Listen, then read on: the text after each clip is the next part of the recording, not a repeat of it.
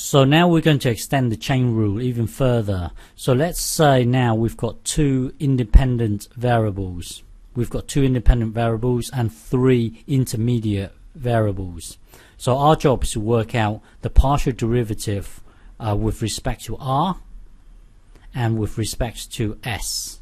So if you only have one independent variable, then you can use dw by dr.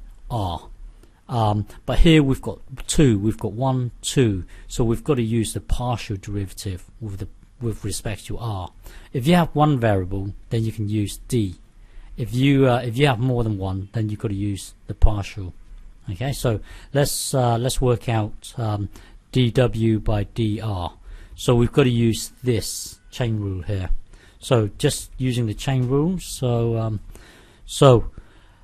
differentiate the w with respect to x. So looking at w, differentiate it with respect to x. So this whole thing here is a constant. This whole thing here is a constant. So when you differentiate it, it would just become 3. So this thing here would just be 3. And then times the derivative with respect to r. So looking at x, differentiate this with respect to r. So when you come to differentiate it, it would just be 1 over s. 1 over s. So this thing here will be 1 over s. And then you've got your plus, and then now looking at w again, differentiate it with respect to y. So with respect to this, so when you differentiate it, it will just become 4. It will just become 4, and times y with respect to r. So looking at y, differentiate it with respect to r. So this s here is just a constant. Natural log of s is just a constant. So the 3 will come down. That would be 3r squared. That would be this. So that will then take you to here, and then you've got your plus, and then looking. What's this?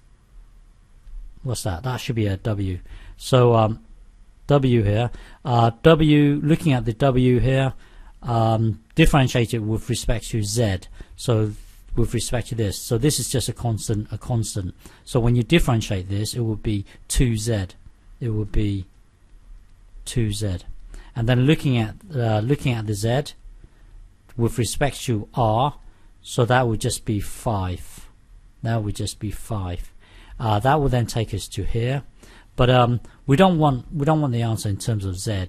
So let's go back to here and put this into the z here.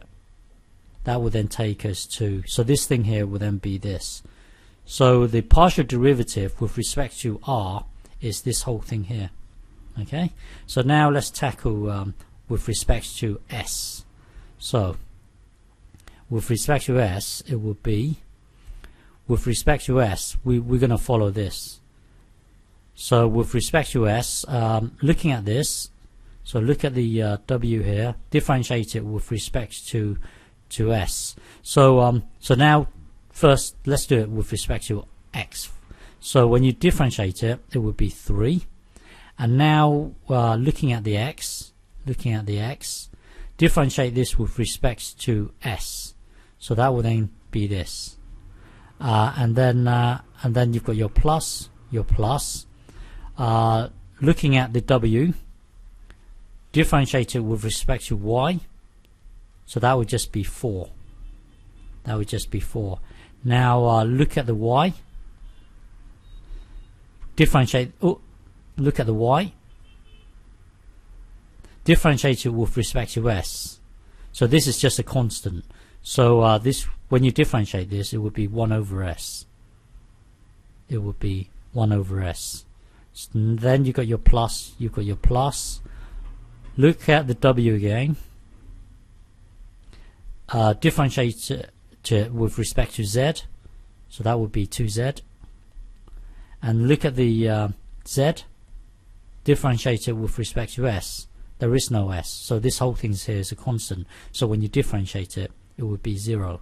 tidy up the whole thing. Oh, you don't want the answer in terms of z, but you're timesing by 0, so it disappears anyway. So if you tidy up this whole thing here, it will be this. Okay.